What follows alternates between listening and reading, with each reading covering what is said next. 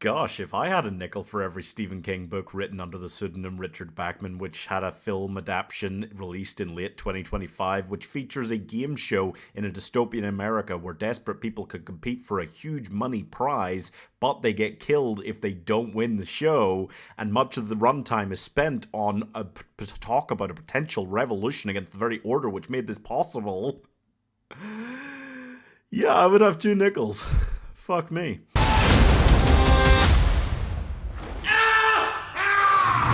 I'm still here, you shit-eaters. Quite literally, the long walk walked so the running man could walk a little slower. But by the way, this film takes place in dystopian America, but it's basically just America if there was an entire channel on TV dedicated to Mr. Beast videos, which Prime Video is already starting to get close to, yeah. But far more interesting, the original Running Man book was based on the dystopian America, which was this horrible place where poor people couldn't afford medical care and had to do these desperate things for it. In the year 2025. The Running Man stars Glen Powell, who just feels like such a leading man. I mean, it feels harder to break out as a real new action star right now, and he's fought through and he's done it. He's Ben Richards, whose Pern has been blacklisted from getting a job for being a good person.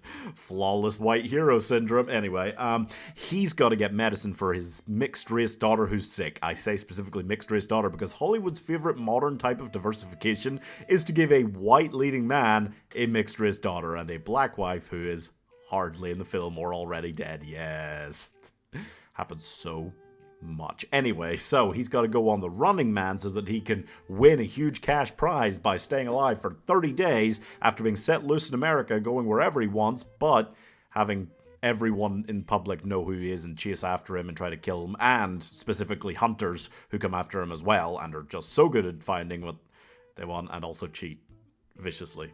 I enjoyed this film. I didn't expect to be saying I liked The Long Walk more than this, but that is down to The Long Walk being that damn good, and also the fact that Edgar Wright, a director I absolutely love, feels like he was hardly involved in this film. Like, he is just a director with such a specific style and flair around everything he does, that the fact that this doesn't even vaguely feel like an Edgar Wright film, it really threw me off, and it's sad. Not that I'm saying I thought the direction was really bad or anything, it just didn't have any of the pizzazz that makes it an Edgar Wright film. I was really shocked by the end going, oh yeah, he directed this.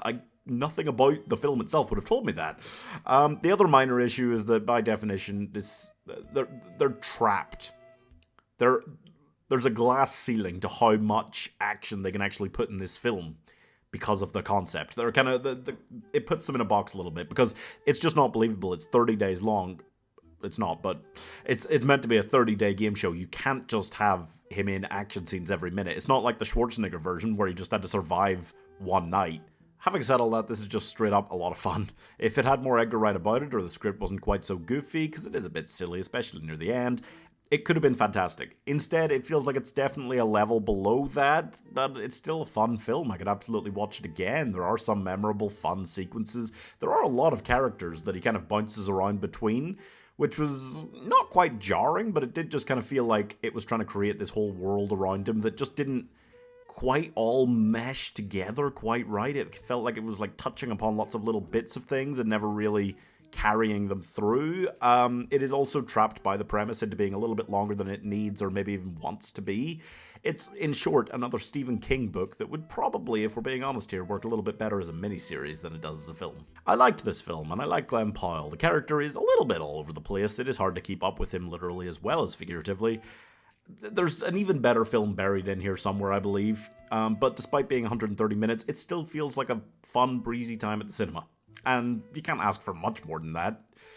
You could have asked for a better script. Like, it does, at times, you're just kind of like, there's really something they could have dug into a lot more here, but instead they just take, like, direct pot shots at things like AI. They're just like, oh, see why that's bad?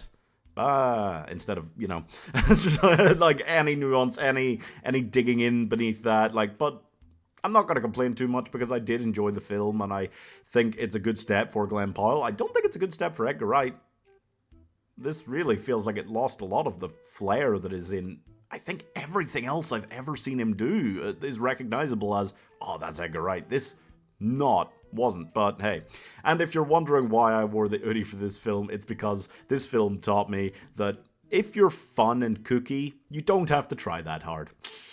So I'm giving Don't Hang Out with Guys Who Think They Would Survive This Situation 3.5 stars.